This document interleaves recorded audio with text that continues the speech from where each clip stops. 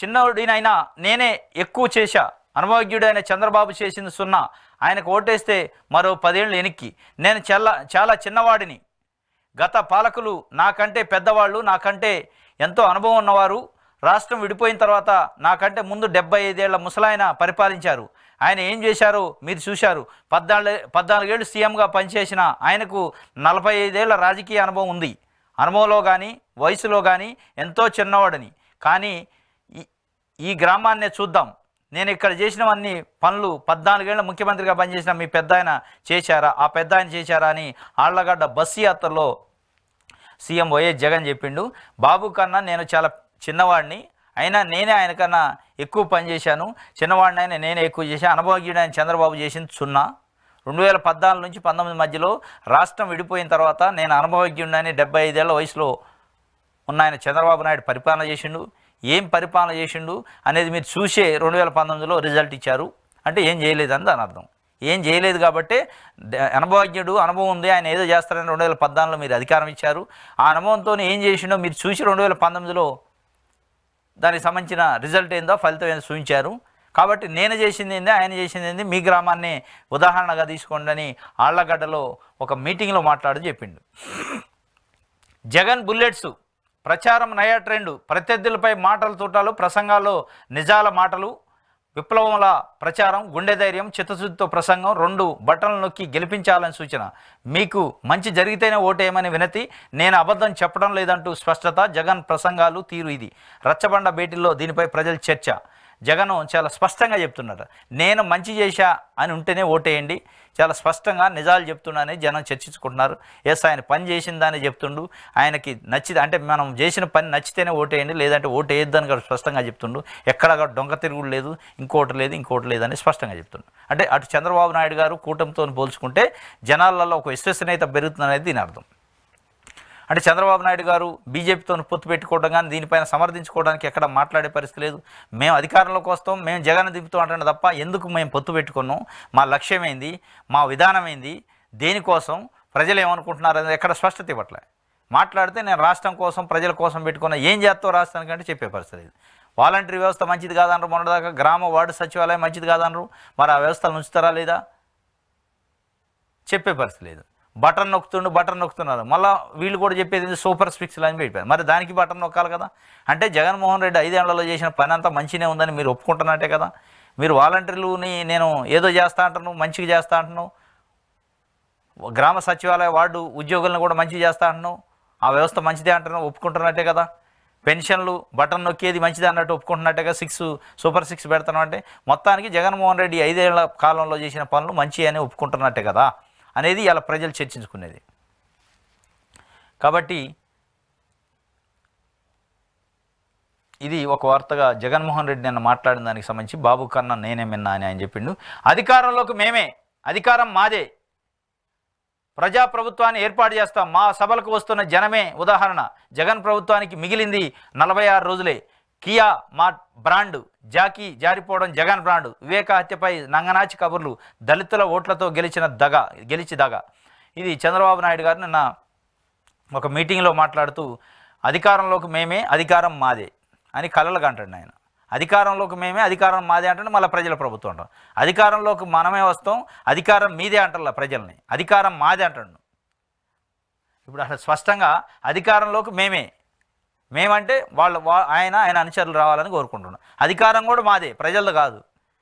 ప్రజాప్రభుత్వం ఏర్పాటు చేస్తున్నప్పుడు ఎవరిదైతే అధికారం? అధికారంలోకి మనమే వస్తాం, అధికారంలోకి మీరు వస్తున్నారు, ప్రజలు గెలుస్తున్నారు అని చెప్పాలా. అది చెప్పట్లేదు. అధికారంలోకి మేమే వస్తాం, అధికారము అదే, ఎన్ని రోజులు చేస్తాం అధికారం మీది అనేది ఇలా ఏపీలో ప్రజలు మాట్లాడుకుంటున్నారు. ప్రజాప్రభుత్వాన్ని ఏర్పాటు చేస్తున్నాడు. మరి 14 సంవత్సరాలు ఏ ప్రభుత్వం అది?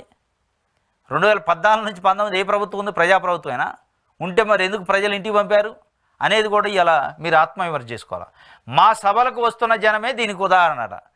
అంటే చంద్రబాబు నాయుడు ఎందుకు గెలుస్తా అనుకుంటున్నాడు చంద్రబాబు గారు అంటే సభలకు వచ్చే జనాన్ని చూసి గెలుస్తా అనుకుంటున్నాడు. 45 ఏళ్ళ రాజకీయ ఎక్స్పీరియన్సు.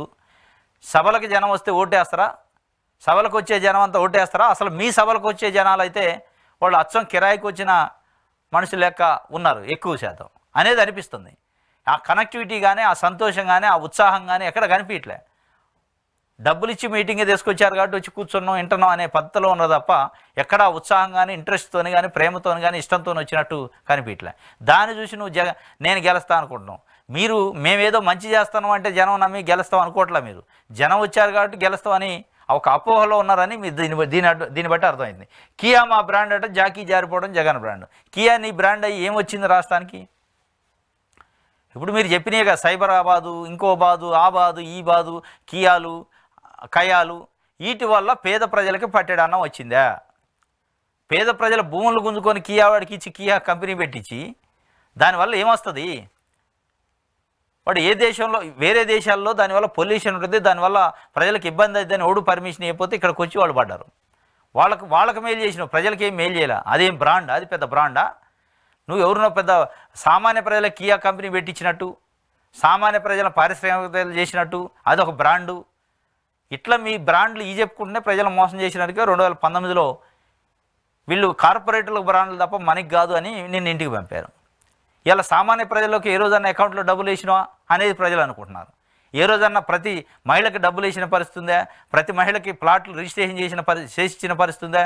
నువ్వు మాట్లాడితే కియా గురించి, రిలయన్స్ గురించి, అంబానీల గురించి, అదానీల గురించి, సాఫ్ట్వేర్ కంపెనీల గురించే మాట్లాడతాం తప్ప సామాన్య ప్రజల గురించి అది కాదుగా. ప్రజలంటే ఎవరు? మెజారిటీ ప్రజలు ఎవరున్నారు, వాళ్ళకి ఏం మేలు జరగాలి అది చూడాలి తప్ప నువ్వు సాఫ్ట్వేర్ కంపెనీలు, కియా కంపెనీలు పెట్టి నా బ్రాండ్ అంటే దానివల్ల సామాన్య ప్రజల పల్లెంలోకి ఒక పట్టెడు అన్నం వస్తుందా అనేది కదా ఇవాళ ప్రశ్న.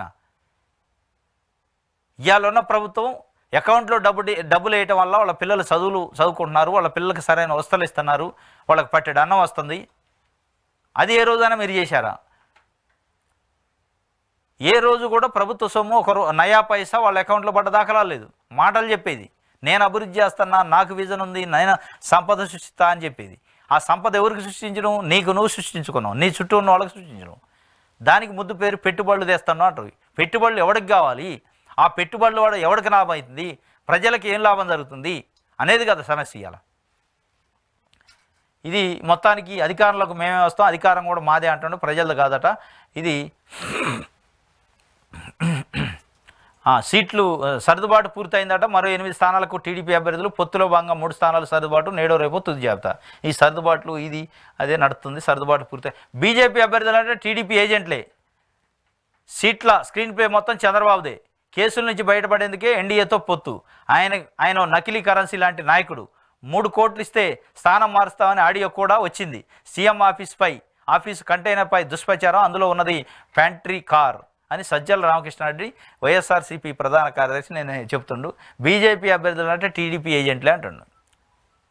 బీజేపీలో 10 మంది అభ్యర్థులు ప్రకటించారు, 6 ఎంపీ అభ్యర్థులు ప్రకటించారు. దాంట్లో ఉన్నదంటే టీడీపీ ఏజెంట్లే. టీడీపీ అంటే చంద్రబాబు నాయుడు కోవర్లు, చంద్రబాబు నాయుడుకి సంబంధించిన మనుషులే అంటున్నారు. ఇది వాస్తవం. అందరు కాకపోవచ్చు కానీ కొంతమంది అయితే ఉన్నారు. అందులో సుజనా చౌదరి, సీఎం రమేష్ లాంటి వాళ్ళు, ఇట్లా కొంతమంది ఉన్నారు. వీళ్ళు తెలుగుదేశం పార్టీ నుంచి బీజేపీలో పోయారు. బీజేపీలో పోయింది కేసుల నుంచి తప్పించుకోవడానికి. మళ్ళీ ఇవాళ చంద్రబాబు నాయుడు కూడా పొత్తు పెట్టుకుంది ఎన్డీఏతో, కేసుల నుంచి తప్పించుకోవడం తప్ప ప్రజల కోసం కాదు, రాష్ట్రం కోసం కాదు, గెలవటం కోసం కాదు అనేది ఆయన చెప్తున్నాడు. సుజనా చౌదరి ఎవరు? ఆయనకి ఏం సంబంధం? కృష్ణా జిల్లాలో విజయవాడలో సీట్ ఇచ్చారు. ఎందుకు ఇచ్చారంటే చంద్రబాబు గారి ప్రోత్సాహం, చంద్రబాబు నాయుడు గారి ద్వారాగా.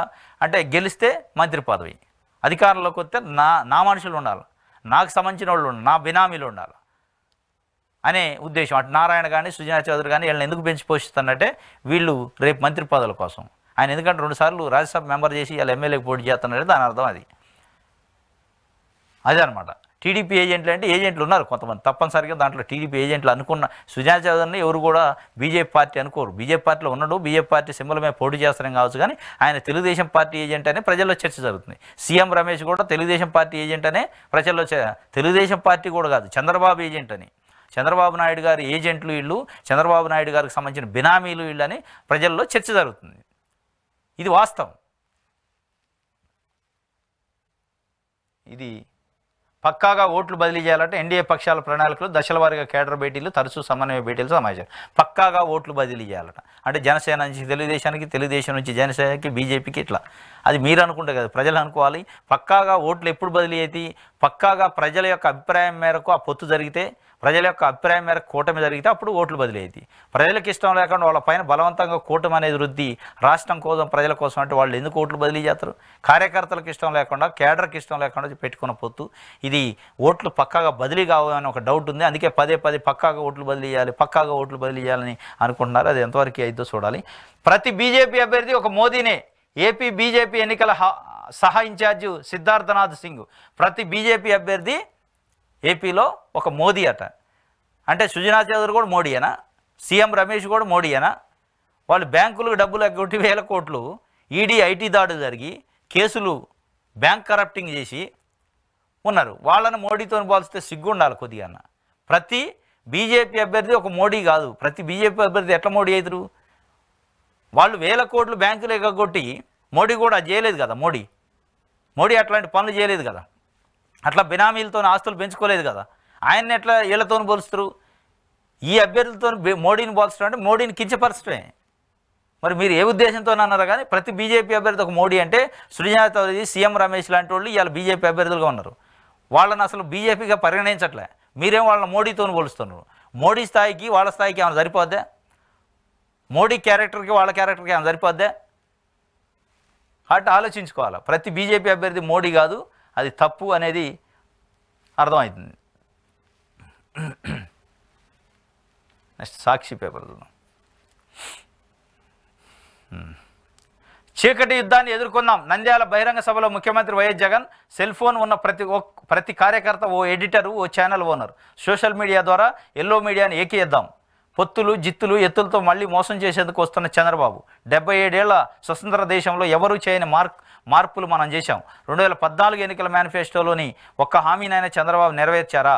ప్రతి గ్రామంలో మనం చేసిన అభివృద్ధి కళ్ళెదుటే కనిపిస్తుంది. పిల్లల భవిష్యత్తుకు దారి చూపాము. వైద్య రంగంలో సమూల మార్పులు తెచ్చాం. సామాజిక న్యాయం విషయంలో సువర్ణ అధ్యాయాన్ని లిఖించాం. రాష్ట్రం రూపురేఖలు మార్చేందుకు మనమంతా సిద్ధమవుదాం. ఓటుతో మన తల రాతలను మనమే రాసుకుందాం అని చీకటి యుద్ధాన్ని ఎదుర్కొందాం. చీకటి యుద్ధం అంటే చీకటి పొత్తు, అనైతిక పొత్తు ఏదైతే ఉందో ఆ చీకటి యుద్ధాన్ని ఎదుర్కొందాం. 3 పార్టీలు పొత్తులు వస్తాయి. మీరు జాగ్రత్తగా ఉండండి. ఓటుతో మన తలరాతను మనమే మార్చుకున్నాం. రాష్ట్ర రూపురేఖలను మార్చింది నేను. మనమంతా సిద్ధంగా ఉందాం. సామాజిక న్యాయ విషయంలో సువర్ణ అధ్యాయాన్ని లిఖించిన అంటుండు. పిల్లల భవిష్యత్తుకు దారి చూపిన అంటుండు. మొత్తానికి అయితే సోషల్ మీడియా గురించి కూడా చెప్పిండు ఆయన. ప్రతి సెల్ ఫోన్ ఉన్న ప్రతి వ్యక్తి ఒక ఎడిటరే, ఒక ఛానల్ ఓనరే. సోషల్ మీడియా ద్వారా ఎల్లో మీడియాని ఎక్కిపోతాయి. ఎల్లో మీడియా వాస్తవంగా ఓవర్ యాక్షన్ చేస్తుంది. లేనిది అయింది. అసలు వాళ్ళు ప్రజల గురించి రాయట్లే, ఓన్లీ జగన్మోహన్ రెడ్డి గురించే రాస్తున్నారు. జగన్మోహన్ రెడ్డి పైన విషం కక్కడానికి రాస్తున్నట్టుంది. కాబట్టి దాన్ని ఎదుర్కోవాలి ఎల్లో మీడియాని అని చెప్పి ఆయన చెప్పిండు. మేనిఫెస్టో అంటే ఎన్నికల తర్వాత చెత్తపుట్టలో వేసే సంస్కృతి చంద్రబాబుది. మనం మాట చెప్తే బైబిల్, ఖురాన్, భగవద్గీతగా భావించి 99% హామీలు అమలు చేసి చూపించాం. ఈ మార్పుల్లో 10% లేదా 5% అయినా చంద్రబాబు తన 14 ఏళ్ల పాలనలో తీసుకొచ్చారా? మనం చేసిన దాంట్లో కనీసం 5% చంద్రబాబు చేసి ఉంటే ఈనాడు, ఆంధ్రజ్యోతి, TV5, ఎల్లో మీడియా ఆయన మనుషులు మా బాబుకు 1 కాదు 10 రంగాల్లో నోబెల్స్ ప్రైజులు, 6 ఆస్కార్లు, మెగాసిస్ అవార్డులు ఇవ్వాలనేవారు. యునైటెడ్ నేషన్స్ సెక్రటరీ జనరల్, ప్రపంచ బ్యాంక్ అధ్యక్షుడు ఇద్దరూ కలిసి వచ్చి చంద్రబాబుకు శాల్వా కప్పాలని ప్రచారం చేసేవారు. ఇది వాస్తవం. 14 ఏళ్లలో ఇప్పుడు 5 సంవత్సరాలు చేసిన పనిలో 5 నుంచి 10% ఆయన చేసిండా?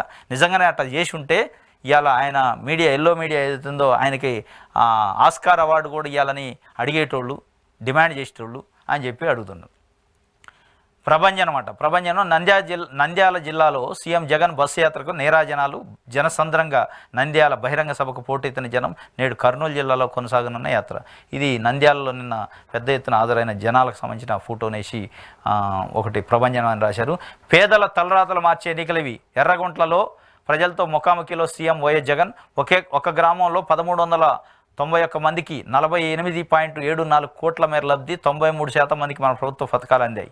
ఇన్ని సంక్షేమ పథకాలను చంద్రబాబు ఎందుకు అమలు చేయలేదు? వాస్తవం ఇది ఎందుకు చేయలేదు? 1391 మంది ఉంటే 48,74,00,000 ఈ 5 ఏళ్లలో వచ్చినాయట. చంద్రబాబు నాయుడు గారు అదే విలేజ్లో 4 లక్షలు కూడా ఇచ్చి ఉండడు. మరి దానికి దీనికి పోలిస్తే అకౌంట్లో డబ్బులు పడ్డాయి, స్టేట్మెంటే ఉంటుంది. ఆయన అదే అంటాడు, ఇన్ని సంక్షేమ పథకాలు చంద్రబాబు ఎందుకు అమలు చేయలేదు? 14 ఏళ్ళు సీఎంగా ఉండి ఈ చిన్న పిల్లోడు చేసినంత మేలు ఎందుకు చేయలేకపోయారు అనేది ప్రజలను అడుగుతుండ్రు. ప్రజలు ఆలోచించుకోవాలి అనేది ఆయన చెప్తుంది. కూటమిలో వేరు కుంపట్లట. స్వతంత్ర అభ్యర్థులుగా బరిలోకి సీనియర్ నాయకులు. హిందూపురం ఎంపీగా పరిపూర్ణానంద స్వామి పోటీ, రాప్తాడు బరిలో నిలిచేందుకు వరదాపురం సూరి సలహాలు, కదిరిలో కూటమికి దూరంగా విష్ణువర్ధన్ రెడ్డి వర్గం, ధర్మవరంలో సత్యకుమార్కు పరిటాల శ్రీరామ్కు మధ్య దూరం, పుట్టపర్తిలో కనిపించిన గ్లాసు కమలం. ఇది మొత్తానికి కూటమి కుంపట్లు పటపట చిటపట్లాడుతున్నట్టుంది. ఈ కూటమి అనే కుంపట్లో చిటపట్లాడుతున్నాయి. మొత్తానికి ఈ బీజేపీ టికెట్ వచ్చిన కాదు తెలుగుదేశం వాళ్ళు సహకరించట్లా, తెలుగుదేశం టికెట్ వచ్చిన కాదు జనసేన సహకరించట్లా, కొన్ని కాన్స్టిట్యున్సీల్లో. మొత్తానికి అయితే ఇది నష్టం జరిగే అవకాశం ఉంది. తూర్పులో తలకిందులాట, తెలుగుదేశం 3 ముక్కలాట, 3 వంతుల సీట్లలో ముసలం. తూర్పుగోదావరి జిల్లా బాబు విధానాలతో విసిగెత్తిన నేతలు, తలో దారి వెతుకుంటున్న తమ్ముళ్ళు. నమ్మక ద్రోహం అని సైకిల్ దహనం చేశారట. నమ్మక ద్రోహం చేసిండు ఎవరు? చంద్రబాబు నాయుడు అని. ఇది ఒక వార్త సాక్షి పేపర్కి సంబంధించి. ప్రజాశక్తి చూద్దాం. ఇదో పెద్ద కుట్ర, బీజేపీ స్క్రిప్ట్ ప్రకారమే మాగుంట నా పేరు ఇరికించారు. మాగుంట నా పేరు ఇరికించారు. బీజేపీ స్క్రిప్ట్ ప్రకారమే మాగుంట అనే వ్యక్తి నా పేరు ఇరికించిండు. ఆధారాలు లేకుండా అరెస్ట్ చేశారు. 6 వాంగ్మూలాల్లో నాకు వ్యతిరేకంగా ఒక్క మాట కూడా లేదు. అప్రూవర్గా మారకానే ప్రస్తావన. ఆ వెంటనే రాఘవకు బెయిల్. తండ్రి కొడుకులు ఇప్పుడు బీజేపీ కూటమిలోని టీడీపీలో చేరారు. ఢిల్లీ కోర్టులో అరవింద్ కేజ్రీవాల్ ప్రకటన. ఇదో పెద్ద కుట్రట. మాగంటి శ్రీనివాసరెడ్డి, మాగంటి రాఘవరెడ్డి అనుకోండి. మాగంటి రాఘవరెడ్డి అప్రూవర్గా మారి ఆయన పేరు చెప్పిండట. అదే వ్యక్తి ఇవాళ బీజేపీ కూటమిలో తెలుగుదేశం పార్టీలో జాయిన్ అయ్యిండు. కావాలని నన్ను ఇరికించడానికి ఆయనతో చెప్పించారు అనేది అరవింద్ కేజ్రీవాల్ ఆయనే స్వయంగా వాదనలు వినిపించుకున్నారు నేను కోర్టులో. దానికి సంబంధించిన ఒక వార్తనిచ్చారు.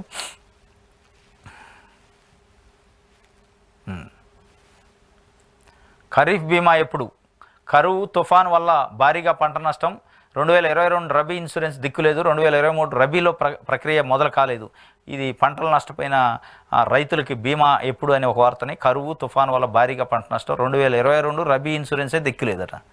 మళ్ళీ ఇప్పుడు 23కి వచ్చింది. 23 రబీలో ప్రక్రియ మొదలు కాలేదు.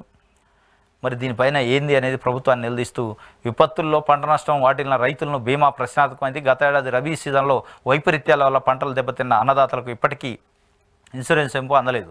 2023 ఖరీఫ్లో కరువు తుఫాన్లతో పంటలు నష్టపోగా బీమా వేసేయలేదు. అదేంటంటే ఎన్నికల అనంతరం జూన్లో క్లెయిమ్లు వచ్చే అవకాశం ఉందంటున్నారు. ఇక ప్రస్తుతం 2023-24లో రబీ సాగు ముగిసిన బీమా ప్రక్రియ మొదలు కాలేదు. కేంద్రానికి ఇప్పటివరకు ప్రభుత్వ ప్రీమియం చెల్లించలేదు. జరుగుతున్న రబీలో కరువు తీవ్ర రూపం దాల్చింది. లక్షల ఎకరాల్లో సాగు లేదు. వేసిన పంటలు ఎండుతున్నాయి. రైతుల్లో ధీమా నింపాల్సిన బీమా సందేహాస్పదం కావడంతో ఆందోళన చెందుతున్నారు. పంటలు నష్టపోయిన తరుణంలో అరకొరగా ఇచ్చే బీమా అయినా దక్కేనా అన్న ఆశతో ఎదురుచూస్తాం. వాస్తవంగా ఇది చాలా ఘోరం. ఎందుకంటే కరువు వచ్చింది, పంటలు నష్టపోయినాయి, వర్షాలు లేకపోవడం, నీళ్ళు లేవు, వాళ్ళకి బీమా ఇచ్చే దిక్కు లేదు. దిక్కు దివానా లేకుండా వాళ్ళు నిస్సహాయ స్థితిలో రైతులు ఉన్నారని చెప్పి ఒక వార్తని ప్రజాశక్తి ఇచ్చింది. ఇది ప్రభుత్వాలు పట్టించుకోవాలి. ప్రభుత్వ అధికారులు కూడా దీనిపైన మాట్లాడాలి, పట్టించుకోవాలి. ఇది ఈనాడు పేపర్ చూద్దాం.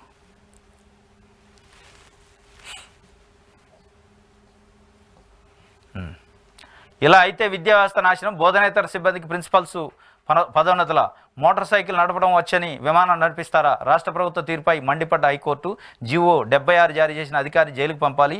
ఏప్రిల్ 1న హాజరై వివరణ ఇవ్వాలనే ఆదేశం. పదోన్నతులపై సింగిల్ జడ్జి ఉత్తర్వులు సస్పెన్షన్. ఇది ఒక వార్త. ప్రభుత్వ జూనియర్ కళాశాలలో బోధనేతర సిబ్బంది, లైబ్రరీలు, ఫిజికల్ డైరెక్టర్లు, ప్రిన్సిపల్స్గా పదోన్నతి పొందేందుకు వీలు కల్పిస్తూ రాష్ట్ర ప్రభుత్వం జీవో 76 జారీ చేయడంపై హైకోర్టు నిప్పులు జరిగింది. విద్యా వ్యవస్థను నాశనం చేసే ఇలాంటి చర్యలు ఆత్మహత్యా సదృశ్యమని ఘాటుగా వ్యాఖ్యానించింది. బోధనా సామర్థ్యం లేని వారిని విద్యా సంస్థలకు అధిపతులుగా నియమిస్తే వాటి తలరాతలు ఏమవుతుంది అని ఆందోళన వ్యక్తం చేసింది. అసలు ఈ ప్రభుత్వం ఏం చేస్తుందంటూ ఆగ్రహం ప్రకటించింది. లైబ్రరీలో ఫిజికల్ డైరెక్టర్ లాంటి బోధనేతర సిబ్బందిని కళాశాల ప్రిన్సిపల్గా నియమిస్తే సిలబస్ గురించి వారికి ఏం అవగాహన ఉంటుంది? ఏ లెక్చరర్ ఏ సబ్జెక్ట్ చెబుతున్నారో వారికి ఎలా తెలుస్తుందని నిలదీసింది. 2021 డిసెంబర్ 8న జీవో 76 జారీ చేసిన పాఠశాల విద్యాశాఖ అప్పటి ముఖ్య కార్యదర్శిని జైలుకు పంపాలని ఘాటుగా వ్యాఖ్యానించింది. విద్యా ప్రమాణాలు దెబ్బతీసేలా ఉన్న ఈ జీవో మరి ఇతర కారణాలతోనూ ఇచ్చినట్లు ప్రాథమికంగా కనిపిస్తుంది. పాఠశాల విద్యాశాఖ ముఖ్య కార్యదర్శి ఏప్రిల్ 1న కోర్టు ముందు హాజరై వివరణ ఇవ్వాలని ఆదేశించింది. జీవో నెంబర్ 76 జారీ చేశారట 2021లో విద్యాశాఖ ప్రిన్సిపల్ సెక్రటరీ. దాంట్లో ఏంటంటే విద్యా వ్యవస్థలో జూనియర్ కాలేజ్ ప్రిన్సిపల్స్గా అకాడమిక్ ప్రొఫెషన్స్ ఎవరైతే ఉన్నారో అంటే సబ్జెక్టు బోధించే అధ్యాపకులను నియమించాలనేది ఉంది. దాన్ని అవాయిడ్ చేసి ఇప్పుడు 76 జీవో ద్వారాగా లైబ్రరీలు, ఫిజికల్ ఎడ్యుకేషన్ టీచర్స్ను కూడా దాంట్లో పెట్టారట. ఫిజికల్ ఎడ్యుకేషన్ పీడీలను కూడా ప్రిన్సిపల్గా పెట్టడం వల్ల వాళ్ళకి ఏమి అకాడమిక్ సబ్జెక్ట్ పైన అవగాహన ఉంటుంది, ఏ సబ్జెక్ట్ ఎవరు బోధిస్తున్నారో ఎట్లా బోధిస్తున్నారో ఎట్లా తెలుస్తుంది. దీనివల్ల విద్యా వ్యవస్థ నాశనం అయింది. ఈ జీవో చేసిన ప్రిన్సిపల్ సెక్రటరీ జైలుకు పంపాల్సి వస్తుంది. ఆయన వచ్చి ఏప్రిల్ 1 నాడు వివరణ ఇవ్వాలని చాలా ఘాటుగా హైకోర్టు స్పందించింది. దీనిపైన ఒక వార్తను ఈనాడు పేపర్ ఇచ్చింది. నీ పేరు బయటకు వస్తుందనే సిబిఐ దర్యాప్తు వద్దన్నావా? ఎన్నికలప్పుడే చిన్నాన గుర్తుకొచ్చారా? అన్నగా అండనివ్వకుండా కేసులు పెట్టిస్తున్నావు. హంతకులుగా టికెట్లు ఇచ్చి ఓటేయమంటున్నావు. జగన్ వ్యాఖ్యలపై ఘాటుగా స్పందించిన వివేక కుమార్తె సునీత. మాజీ మంత్రి వివేకానంద రెడ్డి హత్య కేసులో సిబిఐ విచారణ కోరుతూ దాఖలు చేసిన పిటిషన్ ఎందుకు ఉపసంహరించుకున్నావు? నీ పేరు బయటకు వస్తుందని భయపడ్డావా అని సీఎం జగన్ను వివేక కుమార్తె సునీతారెడ్డి నిలదీశారు. నాన్న తర్వాత అంతటి వారైన చిన్నాన్నను వివేకానంద రెడ్డి 5 ఏళ్ల తర్వాత ఎన్నికలప్పుడే గుర్తుకొచ్చారా? వివేకం చిన్నాన్న అంటున్నావు. బంధుత్వానికి అర్థం తెలుసా నీకు? మీ మామను ముద్దుగా మామ అని పిలుస్తావు కదా. నాన్న తర్వాత నాన్న లాంటి చిన్నాన్న చనిపోతే కుట్రను తేల్చాల్సిన నువ్వు నాపైనే కేసులు పెట్టించడం ఎంతవరకు న్యాయము అని నిలదీశారు. అవినాష్ రెడ్డి బెయిల్ రద్దు, వైఎస్ భాస్కర్ రెడ్డి, ఉదయ్ కుమార్ రెడ్డి, సునీల్ యాదవ్ల బెయిల్ పిటిషన్ల విచారణ సందర్భంగా గురువారం హైకోర్టుకు వచ్చిన సునీతారెడ్డి అనంతరం మీడియాతో మాట్లాడారు. చెల్లెలు కోర్టుల చుట్టూ తిరుగుతుంటే అని చెప్పి వారు ఒక వార్త రాశారు. నీ పేరు బయటకు వస్తుందని సిబిఐ దర్యాప్తు వద్దన్నావా జగన్మోహన్ రెడ్డి అని చెప్పి వాళ్ళ అన్నను నిలదీస్తున్న పరిస్థితి. నిన్న హైకోర్టులో ఆర్గ్యుమెంట్ జరిగినట బెయిల్ పైన విజయభాస్కర్ రెడ్డి వాళ్ళ YS Sunil Yadav, Uday Kumar Reddy, YS Bhaskar Reddy bail పైన వాదనలు జరిగే సందర్భంలో హైకోర్టు నుంచి బయటకు వచ్చిన తర్వాత మాట్లాడిందట. అన్నగా ఆడనివ్వకుండా కేసులు పెట్టిస్తున్నావు, అంతకులకి టికెట్లు ఇచ్చి ఓటేయమంటున్నావు అని చెప్పి ఘాటుగా స్పందించినప్పుడు ఎన్నికలప్పుడే చిన్నాన్న గుర్తుకొస్తారా అని చెప్పి ఆమె చాలా ఘాటుగా స్పందించిన పరిస్థితి. దీనికి సంబంధించిన ఒక వార్త ఇచ్చారు. నెక్స్ట్ ఆంధ్రజ్యోతి చూద్దాం. ఓరి దేవుడా, జగన్ నోట వివేక హత్య మాట. చంపించింది ఎవరో ఎప్పుడో తేల్చేసిన సిబిఐ. అవినాష్ రెడ్డి పాత్రపై స్వస్థత. గుండెపోటు కథ అల్లిందే ఆయన. రాజకీయంగా వాడుకున్నది జగను. అయినా కలియుగం కథలు, నిందితుడిని పక్కన పెట్టుకొని కబుర్లు. ఓరి దేవుడా అంటే దేవుడికి తెలుసు చిన్నాన్న ఎవరు చంపింది, దేవుడికి తెలుసు, ఈ జిల్లా ప్రజలకు తెలుసు అన్నందుకు ఓరి దేవుడా దేవుడి పైన వేసిండు. చంపించింది ఎవరో ఎప్పుడో తేల్చేసింది బాబు, అదే సిబిఐ అని చెప్పింది. అవినాష్ రెడ్డి పాత్రపై కూడా స్పష్టత ఉంది. గుండెపోటుతో కథ అల్లింది ఆయన అన్నట్టు ఒక వార్తని ఇది ఈమె అంటే ఆంధ్రజ్యోతి రాసింది. వాస్తవంగా ఇది ఎవరు అన్నది కాదు. వివేకన ఎవరు చంపారో జగన్కి తెలుసు. చంపించిన వాళ్లతోనే తిరుగుతున్నారు. నిందితుడిని పక్కన పెట్టుకొని ఓట్లు అడుగుతున్నారు. భాస్కర్ రెడ్డి, అవినాష్ చంపించారని అంతకడే చెప్తున్నా నమ్మరా? జగన్ భారతి వారిని రక్షిస్తున్నారు. 5 ఏళ్ల క్రితం వివేక హత్యను రాజకీయంగా వాడుకున్నాడు. సిబిఐ అడిగి మళ్ళీ వద్దన్నారు. నేడు మళ్ళీ సానుభూతి వ్యక్తం చేస్తున్నట్టు. అంతకులకు జగన్ ఓటేయద్దు, అంతకులకు జగన్కు ఓటేయద్దు. వచ్చే ఎన్నికలు వైసీపీని ఓడించండి. ప్రజలకు వివేక కుమార్తె సునీత విజ్ఞప్తి. అంతకులకు జగన్కు ఓటేయద్దు, వచ్చే ఎన్నికలు వైసీపీని ఓడించండి. మరి ఏ పార్టీని గెలిపించాలని చెప్పట్లే సునీత గారు.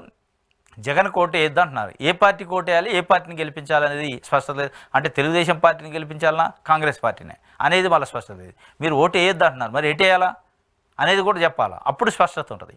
అంటే నోటాకి వేయాలన్నా, తెలుగుదేశంకి వేయాలన్నా, మరి కాంగ్రెస్ పార్టీకి వేయాలన్నా అనేది ప్రజల్లో కూడా స్పష్టత ఉండాలి కదా.